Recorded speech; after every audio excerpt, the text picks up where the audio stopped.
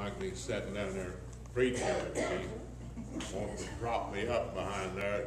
Said she's going to give me a bar stool and sat behind the pulpit. Well, I've sat on the bar stool a little time in my life. I guess I can sit on one behind the pulpit.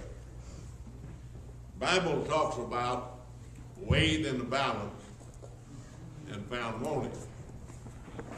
Now, it also says that in the end time, few there will be saved. Noah's time, there were 8 saved. They were saved by water. And the same water that saved them destroyed the rest of the population on the face of the earth. Because that water lifted Noah's ark up and drowned the people that were not in the ark. Jesus didn't come into the world to condemn the world. He came that we might be saved. He doesn't condemn any of us. Neither do I condemn thee. Go in sin no more. But we have to be very careful, lest we condemn ourselves. The Bible said that we have got to be very careful that we neglect not so great a salvation, even so much more as we see the day approaching. Romans, the 2nd chapter, and the 20th verse, the Apostle Paul was a very straightforward individual. He didn't mince words with people. He just put it out to where that we could either accept it or reject it. But you couldn't fault him for not being clear in what he was saying. Jesus asked the crowd about John the Baptist, said, what went ye out in the wilderness to see? A reed shaken in the wind? Did you go back to see one that was not stable or established or that changed every time they had a little opposition? Now, Paul had a lot of opposition. And the opposition came from religious folks. He said that he prayed at least 3 times, God, take this thorn out of my flesh. Some believes that it was because that Paul had a problem speaking. He also had an eye vision problem. But the Bible is more explicit on the fact that it was the Jews that were the thorn in his flesh. Because every time he got up and got an audience, they would say, well, I remembered you when? And here you are now, you are preaching that which you used to condemn and put people to death for. And Paul said, I prayed 3 times that it be removed from me, but God always told me my grace is sufficient for you. That's not much of an answer whenever you're in darkness and you're crying for light, when you're in pain and you're crying for relief. But he said, my grace is sufficient for you.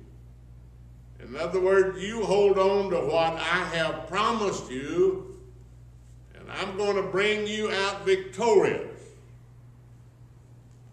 And here he said, an instructor of the foolish, a teacher of babes, which has a form of knowledge and of the truth and the law. You got a form of knowledge of the truth and the law. An instructor of the foolish. How do you instruct foolish people? Foolish people means vain people. People with no substance. People with no depth. How do you instruct someone that refuses to accept the fact or the truth whenever it's presented to them? We look at people and wonder how could they be so ignorant. Now, I know you won't use those terms, but I will. And Paul said that he was called to be an instructor of the foolish. There's not anyone today in America in religion any more foolish than the evangelicals. We look at the ones that have fallen and failed, and we just blink our eyes and go on as if we understood what we believe. Listen to what it said. He said, we had a form of knowledge and of the truth in the law. We have a form, an appearance of knowledge. Not really fully understanding, but we're putting on a form or an appearance. You remember what Jesus told them in Matthew 7:15, that beware of them that come around in sheep's clothing. Now this is Jesus, the meek, the mild one, that you ought to be more like Jesus. The reason we say that is because we really don't understand the picture that the Bible paints of Jesus. He was certainly not a weak individual. He didn't blow about with every wind of doctrine. He was very plain. He said, be careful of those that come to you in sheep's clothing, but inside they are ravenous. Now, if I said that, you'd say that's not Christ-like. But Jesus said it. Let's read it. It's in Matthew, the 7th chapter and the 15th verse. Matthew, the 7th chapter and the 15th verse. Beware of false prophets. What are false prophets? Now I'm going to say that they're the ones that are pretending with a form of knowledge and denying the power of God. See, we have misinterpreted the power of God. It's been signs, miracles, and wonders to most of them. Let's know what he said here.